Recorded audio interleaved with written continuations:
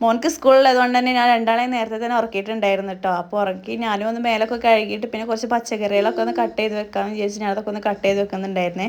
പിക്കാ വരുമ്പോഴത്തേനും അതൊക്കെ ഒന്ന് സെറ്റാക്കി വെച്ചാൽ പിന്നെ എനിക്ക് രാവിലെ എണീച്ചാൽ അത് ജസ്റ്റ് അതൊക്കെ എടുത്തൊന്ന് കുക്ക് ചെയ്താൽ മാത്രം മതിയല്ലോ. അപ്പോൾ ഇന്നോട്ട് ഇന്നലെ തന്നെ പറഞ്ഞിട്ടുണ്ടായിരുന്നു എനിക്ക് ഉപ്പേരികളോ ഇതൊക്കെ വേണമെന്ന് പറഞ്ഞിട്ടുണ്ടായിരുന്നു. കഴിക്കുമെന്നൊന്നും അറിയില്ല. അപ്പോൾ ഞാനതൊക്കെ ഒന്ന് സെറ്റാക്കി വെക്കാമല്ലോ എന്ന് വിചാരിച്ച്.